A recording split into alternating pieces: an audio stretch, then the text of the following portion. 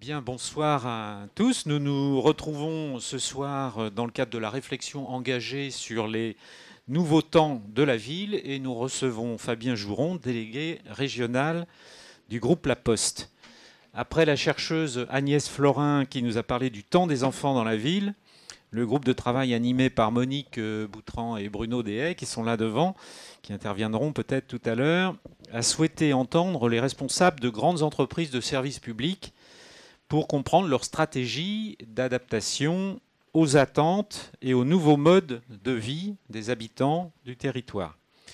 Les nouvelles temporalités des habitants, qu'elles soient personnelles, familiales ou professionnelles, sont en effet de plus en plus désynchronisées. La ville est rythmée aujourd'hui par de nouveaux temps qui génèrent de nouveaux comportements. La Poste est bien sûr impactée par ces évolutions et doit adapter ses services à la nouvelle donne sociétale. Ces nouveaux temps de vie s'accompagnent de nouveaux modes de consommation, de l'essor du commerce en ligne et d'une demande de services immédiats de plus en plus forte. Fabien Jouron connaît bien ces questions. Il développe à la fois une réflexion et une action sur l'innovation, sur les nouveaux usages ou contraintes du temps et sur l'invention du service postal de demain. Il a des idées sur le sujet, il veut nous en parler ce soir. Donc je voudrais d'abord le remercier en votre nom d'avoir accepté notre invitation et je vais lui passer tout de suite la parole. À vous. Merci à vous de me recevoir. Bonsoir à tous. Donc mon intervention va porter sur toutes les transformations postales, sur toutes nos branches. Donc je vais essayer de rappeler dans un premier temps quelles sont les activités du groupe La Poste pour que vous ayez quand même, parce que vous devez penser tout connaître du groupe La Poste, mais je vais remettre une petite mise en perspective. Ensuite, on va regarder comment les nouveaux usages transforment nos métiers historiques. Ensuite, comment nous développons des nouveaux services pour nous adapter également aux nouveaux changements et surtout au numérique. Ensuite, je passerai un peu sur les organisations, comment on travaille de manière moins verticale. Puis ensuite, on laissera le temps sans doute à un peu de débat. Mais déjà, ça va être assez dense et je serai forcément incomplet parce que vous allez le voir, on est quand même une grosse entreprise et on a des activités assez tentaculaires. Donc, je vais commencer juste par un petit film de 2 minutes qui a juste une bande son musicale d'accompagnement, mais qui montre certaines ruptures de notre environnement qui ont conduit à l'évolution du groupe. Hop, donc hop et hop. Et après, je reprends la main.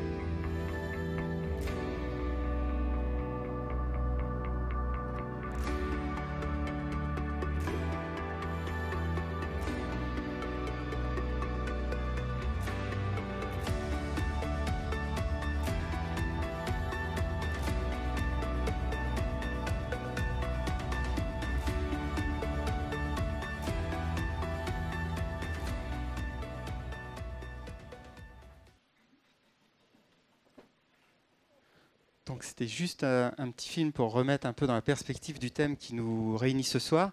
Donc La Poste, aujourd'hui, c'est la plus vieille entreprise de France. Elle a été créée au XVe siècle par le roi Louis XI qui voulait faire porter des courriers entre ses divers vassaux. Depuis 2008, on a 2 actionnaires publics. L'État à 73% et la Caisse des dépôts à 26%. On est devenu une ESA. On a 253 000 collaborateurs, 158, et on a, non, c'est 23 milliards. Il y a une erreur, c'est pas 53 milliards, c'est 23 milliards d'euros de chiffre d'affaires. Ce sont des chiffres à fin 2015, puisque je n'ai pas encore les chiffres à fin 2016, et je voulais des chiffres fiabilisés. On est une ESA, pour autant, on a encore 4 missions de service public. On a la première mission qui est la distribution du courrier 6 jours sur 7 en tout point du territoire, avec une qualité de service affirmée par Bruxelles. On a l'accessibilité bancaire. Aujourd'hui, on est la seule banque à devoir ou à pouvoir accepter quelqu'un qui veut déposer 1,50 € ou qui veut retirer ou transférer 1,50 € sur son livret A. Les autres banques ne font pas cette offre en dessous de 10 €. Nous, on a cette obligation-là pour l'accessibilité bancaire. On a la contribution à l'aménagement du territoire par la présence postale. Donc la loi renforcée par une loi de 2010 qui impose à minima 17 000 points de contact sur le territoire. Donc la loi demande à ce que 90% de la population française soit à moins de 5 km et moins de 20 minutes d'un point de présence postale. Donc ça, c'est notre contribution à l'aménagement du territoire. Et on a le transport et la distribution de la presse. Je passe très très vite sur ces définitions-là. Si vous voulez, on y reviendra après dans les questions-réponses. La distribution de la presse, c'est que la Poste est tenue de distribuer la presse en tout point du territoire, là où les gens sont abonnés, là où les gens attendent leurs nouvelles. Donc nous, on fait ça essentiellement dans le rural, puisque dans l'urbain, il y a d'autres opérateurs qui trouvent une logique économique à le faire. Et donc, on fait de la distribution de la presse essentiellement dans le rural. Donc, c'est les 4 missions de service public qui sont aujourd'hui relèvent de la Poste. Et ce modèle-là, qui tient donc depuis le XVe siècle, c'est aussi sans doute, on est aussi sans doute la première entreprise à avoir été ubérisée, puisque avec la mise en place des mails, on a une déstructuration, une attrition de notre métier historique qu'est le courrier, puisque depuis 2008, on voit le nombre de plis qui transitent par le groupe La Poste. Donc en 2008, c'était le pic. On échangeait à peu près 18 milliards de plis par an. En 2016, l'année dernière, c'est 11 milliards de plis qui se sont échangés par an. Et on craint qu'en 2020, ce soit 9 milliards. Et on craint même que ce ne soit que 6 milliards de plis. Donc en fait, notre activité historique du courrier aura été déstructurée de ces 2 tiers par l'avènement du numérique, mais c'est pas, enfin voilà, c'est un fait. Donc aujourd'hui, on est une entreprise qui nous adaptons à cela et qui regardons comment nous adapter à ça. Alors ensuite, on n'a pas que le courrier dans nos métiers, on a aussi la banque, le réseau. Je vais peut-être passer sur le slide après. La Poste aujourd'hui, on est une des dernières postes au monde à avoir gardé un modèle multimétier. Il y a 2 autres postes qui sont sur des modèles multimétiers, c'est la Poste japonaise et la Poste suisse. La plupart des autres grandes postes européennes ou américaines ou autres se sont souvent spécialisées soit dans la logistique, comme DHL en Allemagne, soit dans de l'assurance et de la banque, comme la Poste italienne, et ont un peu délaissé le courrier, la Poste italienne ayant proposé de distribuer les boîtes aux lettres 1 jour sur 2, ce que n'a pas accepté pour l'instant Bruxelles. Donc nous, on a conservé un modèle multimétier, où on a les services courrier-colis, c'est-à-dire le facteur qui passe tous les jours pour distribuer le courrier et les colis. La banque postale, qui a été créée en 2005, qui n'est pas si ancienne que ça, qui est une vraie banque depuis 2005, qui est la banque des collectivités depuis 2008 et qui est devenue la banque des entreprises. C'est une banque qui prête aussi aux entreprises depuis 2014. Donc en fait, depuis 2014, la banque postale est devenue une banque comme les autres, avec toutes les offres. Juste, on n'est pas une banque d'affaires et on ne place pas d'argent sur les marchés internationaux. On est une banque pour les particuliers, les entreprises et les collectivités. Géopost, qui est le colis express de moins de 30 kg et notamment l'international. Géopost a essentiellement une activité internationale. Le réseau des bureaux de poste, que vous connaissez bien. Le plus gros bureau de poste de Nantes est juste en face de nous, on le voit par la fenêtre. Et une branche qui a été créée en 2014, qui est la branche numérique. Aujourd'hui, on a créé une branche numérique parce que pour transformer nos métiers, on a énormément besoin d'accompagnement numérique. Vous allez voir, ça va transparaître dans beaucoup de slides. Vous l'avez vu, une partie de notre complexité est issue de l'émergence du numérique et de la modification des usages. Et donc, la branche numérique, au départ, c'était beaucoup d'outils pour transformer le groupe. C'est aussi des offres vers l'externe. Donc, j'y reviendrai. Et on a une foncière qui est une grosse foncière, qui est une des plus grosses foncières de France, avec 6,9 millions de mètres carrés et 4000 bâtiments en pleine propriété, 12 000 bâtiments gérés. Donc, c'est une grosse foncière. Et en soi, c'est pratiquement une entreprise, puisqu'elle fait de la gestion et elle fait aussi des offres vers l'externe. Donc, c'est tout ça la Poste. Aujourd'hui, le service courrier-colis subit une attrition et une déstructuration de son produit historique. On va voir comment on transforme ce métier. Le réseau des bureaux de poste, pareil, le changement des usages et le changement de fonctionnement des gens fait que les gens ne vont plus dans les bureaux de poste. Sur 2016, on a eu moins 4,71% de moins de fréquentation dans les bureaux de poste. Et par exemple, depuis 2010 sur Nantes, on a moins 27% de fréquentation dans les bureaux de poste. Les gens se servent de la poste autrement. Les gens dématérialisent beaucoup leurs relations, mais pas que à nous. Aujourd'hui, les banquiers, 75% des gens utilisent de la banque en ligne et 80% des transactions sont faites en ligne dans les banques maintenant. Et on avait un Français sur deux qui en 2000, c'est un Français sur deux, je l'ai noté quelque part, je ne sais plus, donc qui se rendait en 2010, on avait un Français sur deux qui se rendait dans sa banque une fois par mois. L'année dernière, c'est moins d'un Français sur 5 qui se rendait dans sa banque une fois par mois. Donc on voit que les modèles se transforment, nos métiers se transforment et il faut qu'on adapte ces métiers. On a décidé dans le groupe La Poste de ne pas subir et de ne pas gérer de la décroissance, mais au contraire de regarder comment ces nouveaux usages, comment ces nouvelles vies, ces nouveaux temps dans les vies, ces nouvelles gestions du temps pouvaient être transformés en valeur pour le groupe avec nos métiers historiques. Donc c'est ça que je vais développer. Donc, alors, le réseau des bureaux de poste, c'est quand même un de nos atouts. Avant d'aller développer sur comment on se transforme, je voulais quand même revenir sur un de nos atouts. C'est qu'on a plus de 24 000 points de service de la Poste, avec 17 000 points de contact et 7 500 relais pick-up. Les relais pick-up, c'est les relais qu'on a chez les commerçants pour retirer des colis. Aujourd'hui, je vous le disais, on a une obligation de service public qui est à 96,7% de la qui est à 90% de la population qui doit être à moins de 5 km et moins de 20 minutes d'un point de présence postale. Sur la France, on est à 96,7%. Sur la Loire-Atlantique, on est à plus de 99% de la population de la Loire-Atlantique à moins de 5 km et moins de 20 minutes d'un point de présence postale. On voit tous les jours, malgré la baisse de fréquentation, puisqu'on était à 2,4 millions de clients par jour avant 2010, on voit tous les jours 1,7 million de clients par jour. Et donc, on est un des premiers réseaux de distribution intégrée, c'est-à-dire qu'on a un réseau physique de 17 000 points de contact, on a des réseaux numériques et on a des plateformes téléphoniques, et on a aussi le réseau des facteurs, puisqu'on a la population des 80 000 facteurs qui desservent 38 millions de points de distribution tous les jours. Donc ça, c'est nos vraies forces, et c'est sur ces forces-là qu'on va s'appuyer pour transformer le groupe La Poste. Donc notre credo, en fait, avec le changement des habitudes, avec le changement des usages, c'est notre adaptation au nouveau temps de vie, c'est La Poste pour tous, partout, tous les jours. Aujourd'hui, les divers services que vous attendez de La Poste, vous devez les avoir, tout le monde, quel que soit le territoire, quel que soit l'environnement, quelle que soit la complexité dans laquelle il est, tout le monde doit pouvoir accéder à tous nos services tous les jours. Voilà. Et on doit le faire là où vous voulez que ça soit fait. C'est une des grandes habitudes, enfin, c'est un des grands enseignements qui nous sont apportés par les startups qui réussissent.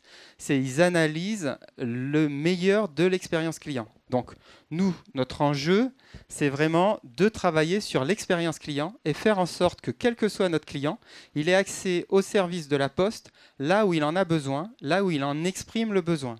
Et on regarde donc comment il en exprime le besoin. Sur la distribution des colis, aujourd'hui, ce qui disrupte notre métier de distribution de colis, c'est le e-commerce. Le e-commerce, en 2015, il y a eu 850 000 nouveaux acheteurs. On a 35,5 millions de Français qui achètent sur du e-commerce. Et la part du e-commerce, c'est 7%. On pense qu'en 2020, cette part de e-commerce peut monter à 50%. Donc vous voyez les volumes que ça va développer. Donc à contrario de certains métiers en attrition, le e-commerce va générer énormément de volume.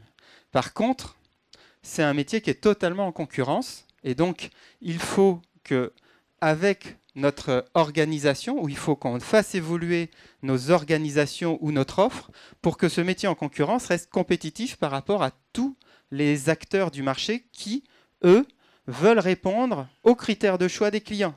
Les critères de choix des clients, c'est qu'ils veulent leur colis, ils veulent avoir plusieurs options, soit chez eux, soit à leur travail, soit sur leur trajet, leur gare, leur point d'intermodalité. Il y a des clients, il y a tout type de clients qui veulent des colis à tout type d'endroits. Sachant que quand on leur laisse le choix, la plupart des clients souhaitent avoir le colis chez eux. Et notre grand souci, c'est souvent quand on passe le matin, le client n'est pas chez lui. Dans le modèle historique, quand le facteur passe, le client est au travail, peu disponible, enfin pas présent. Voilà. Les clients aujourd'hui veulent des délais courts. Vous avez vu les offres Amazon, les offres premium. À Paris, ils commencent à développer des offres dans l'heure.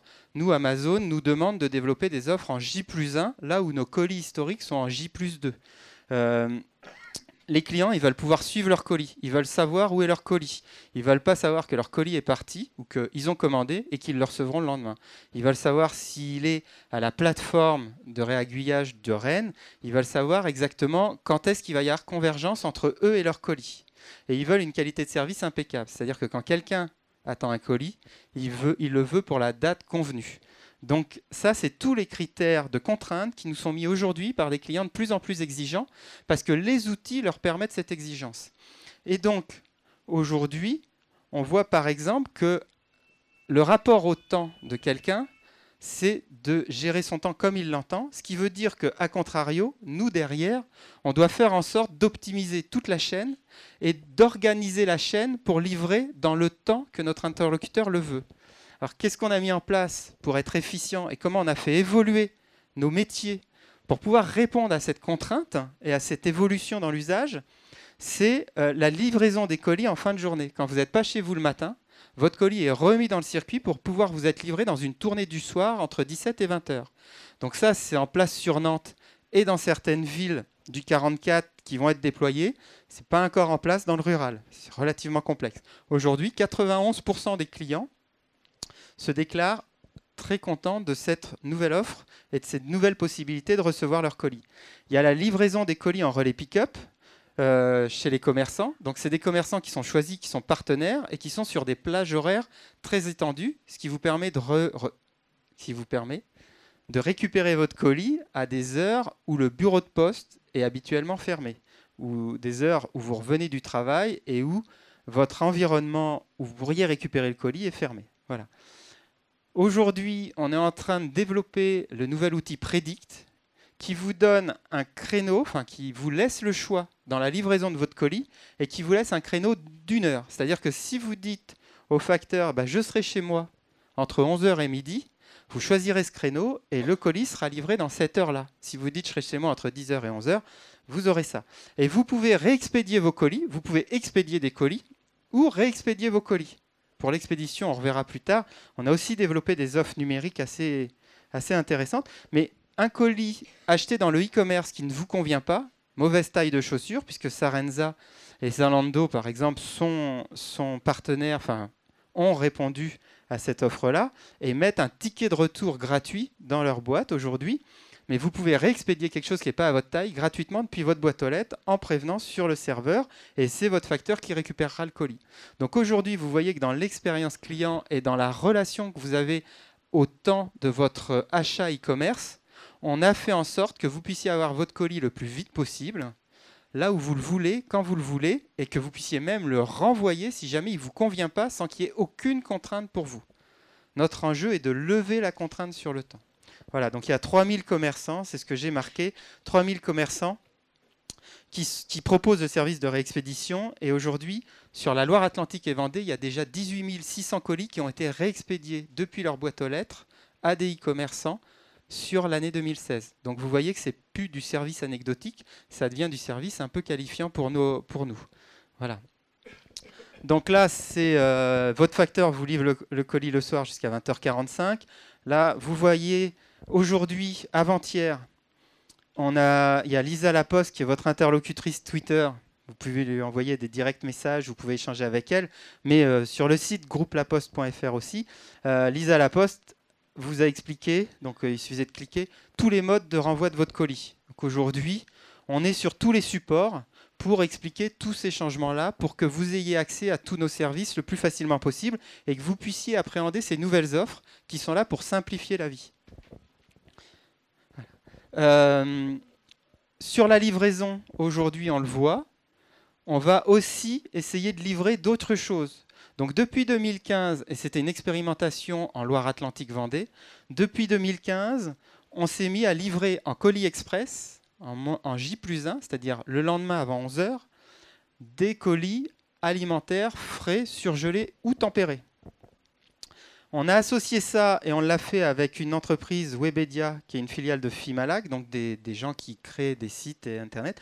On a associé ça à une marketplace, donc c'est pour tous les commerçants un peu qualitatifs, offrir leurs produits en envoi à l'autre bout de la France. Donc c'est des produits un peu haut de gamme qui valent le coup d'être envoyés en petite quantité puisque c'est des colis de moins de 30 kg. La majorité de nos colis qui sont envoyés par Chronofresh sont des 7 kg. Donc on a ouvert une marketplace, donc une place de marché pour tous les produits alimentaires. Donc là c'est la requête plateau de fromage. On a des plateaux de fromage et on a Bayver qui est dessus. Je suis quasi sûr, je crois. Enfin je sais qu'on a discuté avec eux et ils voulaient se mettre dessus. C'est en train d'être monté. Hein. Et en février 2017, c'est aujourd'hui. Donc, vous pouvez aller sur Internet pourdebon.com et vous avez accès à la marketplace. Mais on va commencer à communiquer dessus en février 2017 et il y aura 10 000 références dessus. Voilà. Et donc, Chronofresh vous amène votre produit alimentaire de qualité dès le lendemain en J+1 chez vous, qui soit surgelé, frais ou tempéré. Et aujourd'hui, on a une plateforme Chronofresh qui vient de s'installer à Carquefou, puisque l'ancienne plateforme était un peu obsolète pour pouvoir accueillir tout ce nouveau volant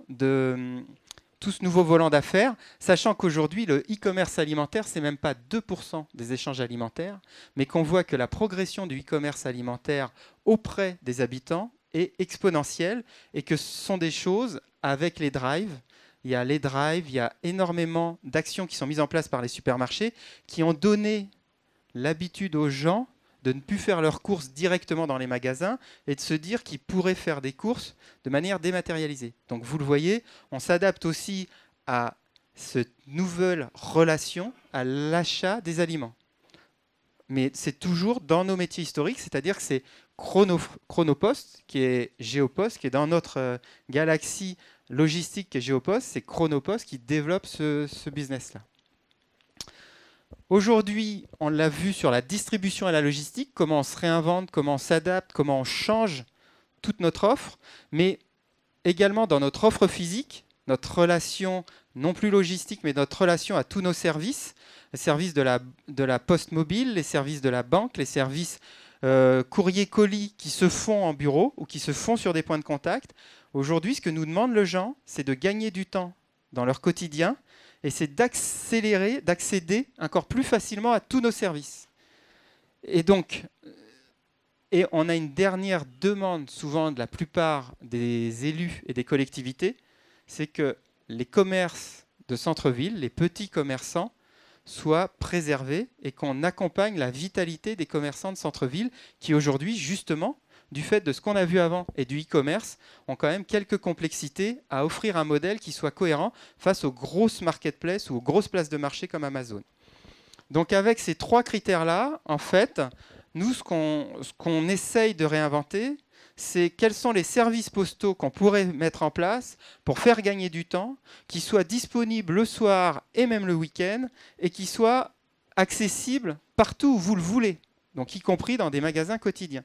Et donc on réfléchit à notre déploiement dans les villes pour que les points de vente ou les points de présence de la Poste proposent l'essentiel de notre offre. L'essentiel de notre offre, c'est retrait et dépôt de lettres et de colis, c'est de l'affranchissement et c'est de la vente de produits et services. Ça, c'est 70%, plus de 70% de ce que les gens viennent chercher en bureau de poste.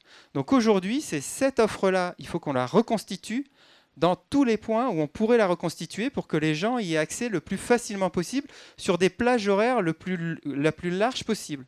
C'est pour ça qu'on ouvre des points de relais dans des commerçants de centre-ville qui nous demandent également de pouvoir faire ce service pour dynamiser, pour accélérer l'accès à leurs services à eux. Hein. Les tests qui ont été faits montrent que 76% des gens qui rentraient pour faire une action postale font également une action dans le commerce accueillant. Voilà. Et derrière, on crée aussi donc, des points adaptés. Donc, à Nantes, par exemple, on a mis en place 6 relais pick-up. C'est des relais ouverts 7 jours sur 7, 24 heures sur 24, où quand vous avez un colis et que vous demandez à ce qu'il soit livré dans le relais, vous recevez un SMS, un code d'ouverture, et vous allez le chercher. Vous avez 3 jours pour aller le chercher à l'heure que vous voulez, enfin, quand vous voulez. Donc ces relais-là, on les a mis à des points un peu stratégiques, comme à Talensac, il n'est pas encore mis, mais on les a mis à Viviani. On va en poser sur les nœuds intermodaux. On est en train de travailler avec la Sémitan pour en poser sur les nœuds intermodaux. Donc voilà, donc en fait, aujourd'hui, les bureaux de poste tels que vous les connaissez sont à la fois trop nombreux parce qu'il n'y a plus grand monde qui vient dedans, et à la fois pas assez nombreux pour permettre tous les services que les gens, parfois, veulent faire dedans. Donc on est en train de réinventer notre mode de présence en mettant des services du groupe La Poste dans des commerçants partenaires qui feront 70% des services, en recentrant notre action bancaire sur des grands sites qui là offrent un vrai conseil personnalisé, et en créant des relais pick-up, donc des consignes pick-up et des relais pick-up où vous pouvez retirer des colis sur des plages horaires plus qu'élargies, puisque les consignes pick-up, il y en a une en gare, en face de la consigne de la gare. Il y a une consigne pick-up en gare qui marche plutôt bien, et ça, c'est 24 heures sur 24. Voilà. Aujourd'hui, une fois qu'on a vu comment on transforme nos métiers historiques et comment on accompagne les changements d'habitude et les changements d'usage, tant sur la logistique que sur l'accueil pour les services, on travaille également, et ça, c'est les 5 branches d'activité qui travaillent ensemble, et c'est pour ça qu'on est un modèle multibranche. Je suis passé très vite au départ. On est un modèle multibranche parce que, en fait, chaque branche complète l'autre et qu'on peut adresser des chaînes de valeur assez complètes quand on se met tous ensemble. Et c'est pour ça que la Poste japonaise est restée un modèle multibranche et que la Poste suisse y trouve aussi un bénéfice. C'est relativement complexe, vous l'avez vu, parce qu'il y a des branches qui ont des difficultés, mais en dehors du fait qu'une branche, quand elle a des difficultés, peut être aidée par une branche qui n'a pas de difficultés sur le compte de résultats, c'est le fait de travailler ensemble et de manière transverse qui fait qu'on arrive à développer des nouveaux services, sachant qu'il est important pour tous nos collaborateurs, tous, enfin, moi compris, et pour moi beaucoup aussi, il est important que nos valeurs ne soient pas disqualifiées par ces nouveaux services. Donc les valeurs du groupe La Poste, c'est la proximité, c'est la confiance, et c'est le fait qu'on doit faire des services d'intérêt général. Ça doit servir l'intérêt général. Ça ne doit pas être du service purement mercantile. Donc aujourd'hui, on s'est concentré en travaillant avec les 5 grandes branches sur 3 nouveaux modèles de services d'intérêt général. Donc devenir le tiers de la confiance numérique, devenir le tiers de confiance dans le numérique. Aujourd'hui, la Poste à France Connect, qui est l'identité numérique qu'on vous délivre par votre facteur, qui est une identité unique, qui est celle, par exemple, qui vous sert pour faire vos impôts. Être un acteur majeur de la transition énergétique, j'ai assez peu développé ça dans le reste du document, mais on pourra revenir après, et contribuer à la modernisation de l'action publique, c'est comment on accompagne les services de l'État ou les services de la collectivité dans l'amélioration de la relation citoyen ou dans l'amélioration de leur fonctionnement. Parce que la Poste, vous l'avez vu, c'est 266 000 personnes. C'est la plus grosse foncière de France, avec 6,9 millions de mètres carrés sur des bâtiments aussi divers que le micro-bureau de poste du Mont-Saint-Michel qui fait 3 mètres carrés jusqu'au bureau de poste en face qui fait 1000 mètres carrés ou le bâtiment en face qui fait 13 000 mètres carrés. Enfin voilà, la foncière postale gère des choses très diverses ou des méga plateformes industrielles comme la plateforme de Mer pour les colis qui fait plus de 30 000 mètres carrés. Donc aujourd'hui, on a développé pour notre bénéfice des compétences et des activités qu'on a décidé d'ouvrir à l'externe pour pouvoir leur faire profiter de toutes les les actions positives qu'on a menées pour nous. Voilà. Donc, derrière, c'est développer des nouveaux services et changer notre rapport au service. Donc, par exemple, pour le facteur, avant, était essentiellement un porteur de logistique, c'est-à-dire qu'il était au bout d'une chaîne logistique et il portait le courrier. Il avait effectivement une relation de proximité avec tous ses clients, ce qui est quelque chose de très positif. Et demain, le facteur, parce que le numérique nous a permis d'équiper tous les facteurs d'un smartphone, qu'on appelle Factéo, que vous voyez là, demain, les facteurs, ça sera le début d'une chaîne de services, c'est-à-dire que le facteur peut amener dans le domicile tous ces services-là. C'est-à-dire, il peut faire du portage de proximité. On a essayé de réfléchir, par exemple, avec le Auchan de Nantes sur le portage de courses, le portage de proximité.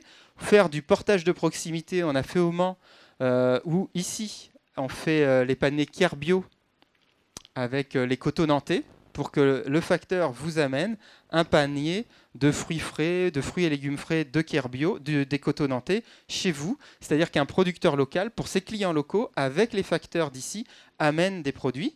Il y a la remise et collecte commentée. Donc c'est quand vous voulez, quand un opérateur ou un acteur veut que le facteur aille dire à ses clients une information. Attention, c'est une information. On ne vend pas des produits, on ne vend pas des fenêtres, on ne vend pas des choses. C'est donner une information, c'est accompagner une information.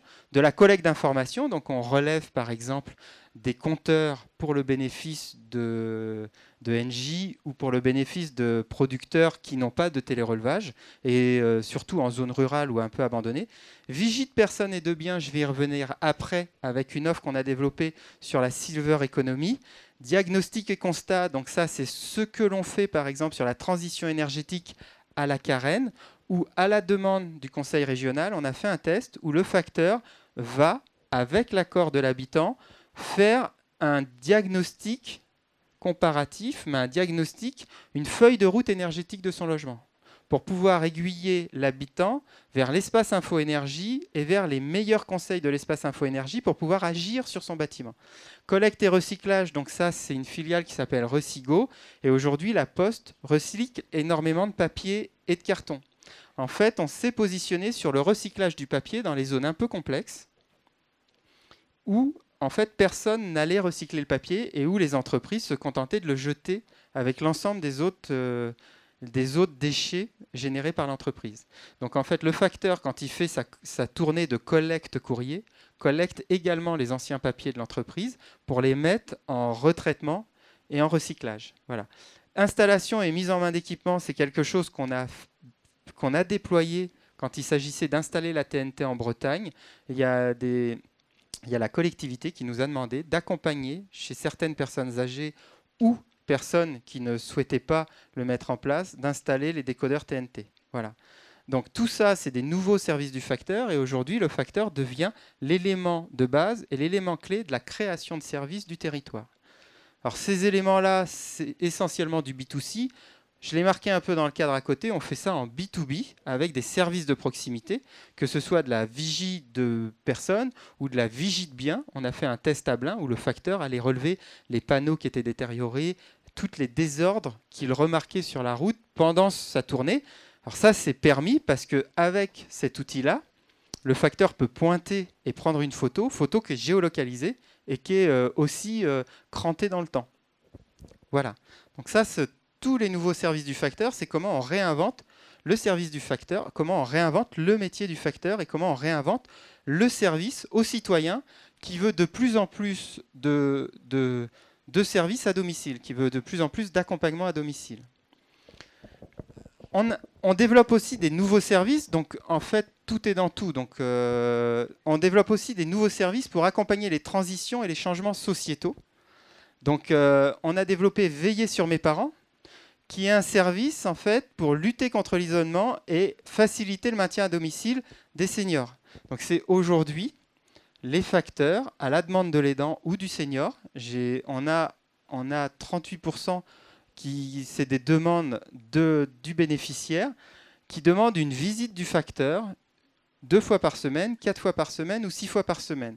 Jusque-là, c'était une offre en B2B vers les CCAS qui était destiné à des personnes âgées isolées qui n'avaient aucun contact et sur lesquelles les CCAS voulaient une relation hebdomadaire de manière à prévenir tout risque de modification d'usage, enfin de modification de qualité de vie. Et donc c'est développé depuis octobre. Aujourd'hui, c'est une offre qui démarre et on a quelques dizaines d'offres sur la France qui sont parties. La deuxième offre, j'ai souhaité en parler parce que c'est une offre qui a été montée avec une start-up du territoire qui s'appelle Tikizi, qui avait créé une tablette spécifique pour seniors avec notamment la possibilité pour un aidant de pouvoir intervenir à distance sur la tablette pour que ce soit vraiment la disposition et le bureau que voulait la personne qui avait la tablette. Et donc on a fait un test en Pays de la Loire où on a mis les tablettes en bureau de poste et ces tablettes étaient installées par le facteur. Donc ça rejoint le nouveau service du facteur qui est l'installation à domicile. Donc la tablette était installée par le facteur et s'il y a un défaut, le facteur peut y retourner aussi. Et en fait, comme c'était un test sur les Pays de la Loire en 2015, ça a commencé fin 2014, ça a commencé fin 2015 et ça s'est fini mi-2016 sur les Pays de la Loire et ça a été développé au national depuis octobre. Mais c'est un test qui est réussi puisqu'en 6 mois, on a distribué et on a mis en place plus de 600 tablettes. Enfin, presque 600 tablettes, pas plus, presque 600 tablettes. Un peu moins de 600 tablettes. Et pour vous montrer toute la chaîne de valeur sur le service, sur l'accompagnement et sur la présence, en fait, la Poste a pris une participation majoritaire dans Accès aux services, qui est une grande entreprise de services qui fait toute la gamme de services pour tout type de clients. Et Accès aux services, aujourd'hui, pour nous, c'est le service à domicile. Et ce qui est important et les raisons pour lesquelles on a souhaité pouvoir s'associer à Accès aux services, c'est que c'est l'entreprise de service à la personne qui a la meilleure qualité de service. Aujourd'hui, quelque chose d'important, on est le groupe La Poste. Dans nos valeurs, il y a la confiance. Dans nos valeurs, il y a aussi le fait qu'on est un groupe structuré et historique. Donc quand on offre un service, il faut que ce service soit de qualité et qu'on ne se rate pas, si on le dit de manière un peu caricaturale. Et donc notre enjeu, quand on ouvre des nouveaux services, c'est qu'ils soient ouverts sur la durée, et qu'ils soient ouverts sur la durée avec une qualité de service de haut niveau. Aujourd'hui, quand un acteur du numérique comme Google ou comme Samsung ouvrent un service sur leur téléphone, ils font un test, ils l'arrêtent, le service est perfectible, il ne marche pas complètement. Là, on vient de me fermer le service Circle sur Samsung.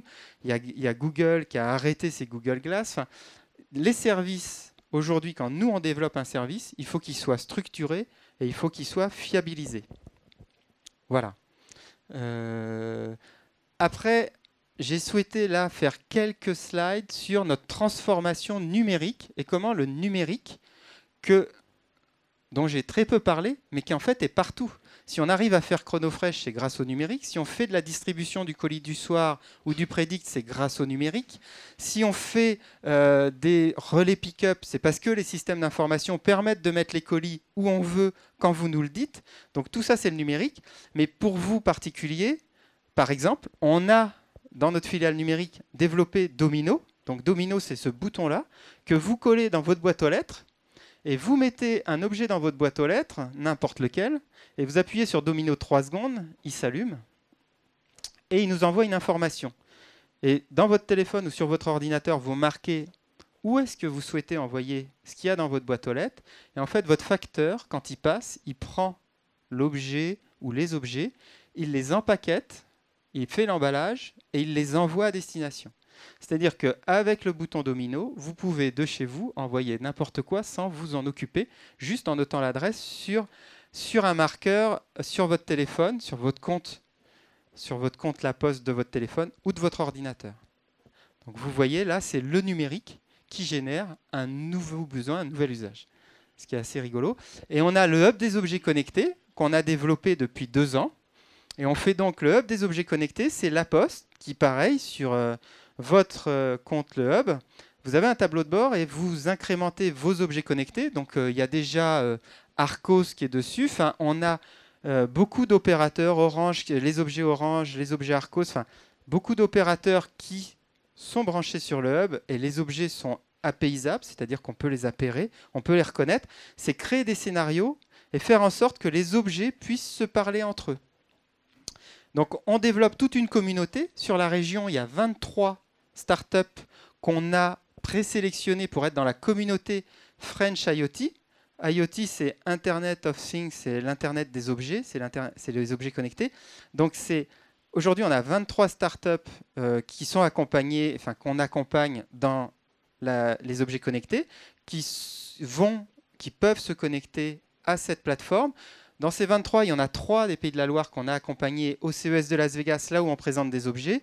Et là, c'est la dernière, c'est une photo de notre stand au CES de Las Vegas, où on présentait Georges. Donc c'est pour ça que je l'ai centré sur Georges.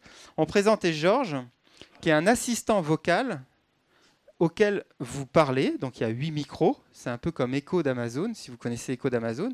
Donc Georges, c'est un assistant vocal. Vous lui parlez et il va agir sur les objets connectés qui sont connectés avec lui.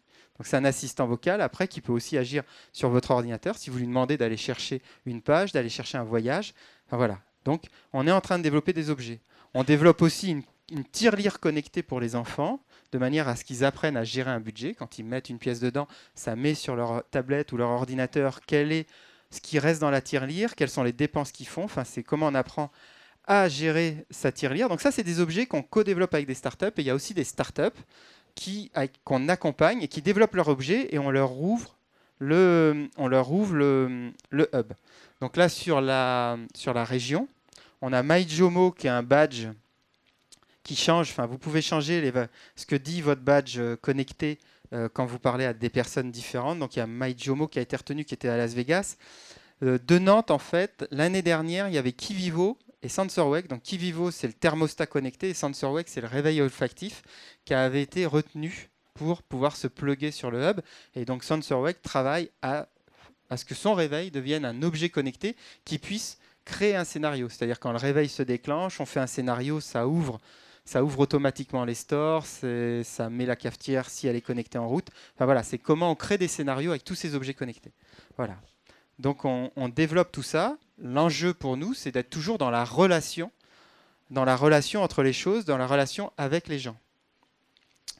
Et donc, je vous ai parlé de tous nos métiers, de toutes nos offres, mais en fait, pour pouvoir développer ça, et vous l'avez vu par exemple sur la place de marché, pour de bon, sur Ardoise avec Tikeasy, sur les objets connectés, en fait, on ne travaille plus de manière intégrée. 266 000 personnes, la première foncière, enfin, premier parc d'immobilier, premier parc de véhicules en France, premier parc de véhicules électriques au monde, avec plus de 7000 Kangoo Z. Aujourd'hui, on avait une habitude, des grosses entreprises comme nous, c'est de tout intégrer. Pour pouvoir être adapté à tous ces nouveaux marchés, pour pouvoir changer aussi vite que nos clients, pour pouvoir s'adapter à leur temps, à nos clients, en fait, il faut qu'on fonctionne différemment. Donc, vous le voyez, on travaille avec l'extérieur, on ne travaille pas de manière intégrée, on travaille avec l'extérieur. Donc, ici, sur la région, le groupe La Poste, on travaille avec la Chambre des métiers ou la CCI, on travaille avec des startups. Tikeasy est une startup du territoire. Je vais illustrer par un autre exemple juste après. On travaille aussi avec le monde de l'ESS.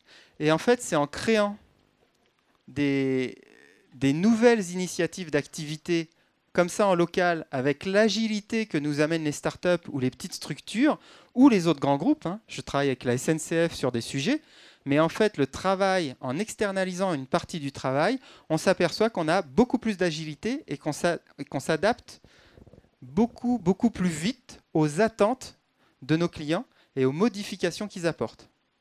La tablette ardoise, on l'a développée très très vite parce que Tikeasy avait une solution, Bayard Press s'est associé à nous pour mettre du contenu, et nous, on s'est associé à 3, donc Bayard Press le contenu, Tikeasy qui avait la solution technique, l'interface, et nous qui avions les réseaux de distribution et les réseaux d'acculturation, et surtout, pour l'expérimentation, on avait toute la relation client, le service après-vente qui pouvait être assuré avec nos plateformes téléphoniques, avec tout ça. Et donc, en fait, grâce à Tikeasy, on a eu rapidement le produit, et Tikeasy, grâce à nous, a eu rapidement accès à des clients et à une diffusion très très efficiente. Donc un exemple sur ce travail-là, c'est la création d'une filiale commune avec une start-up qui s'appelle Logirode. Logirode de Geoptis, qui est le déploiement d'une nouvelle offre d'analyse de voirie co-construite entre la start-up et nous. Donc ça, c'est les collectivités qui ont un besoin. Là, c'est plus vraiment le temps des usagers, c'est plutôt comment on adapte avec nos métiers historiques un besoin exprimé par les collectivités et la modernisation de l'action publique, et comment on le fait de manière très agile avec une start-up, et en l'occurrence une start-up de Nantes, c'est-à-dire qu'on a tout monté en local.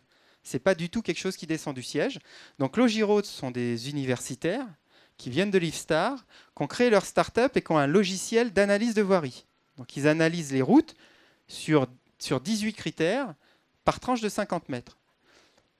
Et donc en rencontrant Logiraude, lui, il avait un souci, c'est qu'il n'a personne pour aller relever la voirie. Par contre, nous, on a des facteurs tous les jours sur toutes les routes. Et donc, on a fait un test avec Logiraude où on a fixé des caméras sur nos voitures de facteurs, c'était à Chalonnes-sur-Loire, et en une semaine, on a relevé l'entièreté des routes de Chalonnes-sur-Loire, et comme les collectivités, et notamment la commune de Chalonnes-sur-Loire, est tenue d'entretenir ces routes et de faire un plan pluriannuel de travaux, en fait, on lui a permis de monter ce plan pluriannuel de travaux avec un niveau de précision, déjà une rapidité et une efficacité rapide, parce qu'en une semaine, tous les facteurs ont tout relevé. Et en une semaine, grâce au logiciel de Logiraude, qui est plus précis que les logiciels d'études habituels, qui sont sur des tranches, qui sont sur 4 critères, mauvais, moyen, bon, très bon. Nous, c'est 18 critères. Logiraude, c'est 18 critères. Et c'est par tranche de 50 mètres, alors que les logiciels habituels, c'est 100 à 400 mètres. Donc vous voyez qu'on a, en s'associant, obtenu un service, une offre disruptive par rapport au marché et d'une efficacité assez redoutable. Voilà. Et donc voilà. Et donc je suis allé très très vite, sans doute, trop vite. Et j'ai sans doute pas tout dit de ce qu'on fait. Notre souci, c'est vraiment d'être sur les territoires et d'essayer de s'ouvrir le plus possible.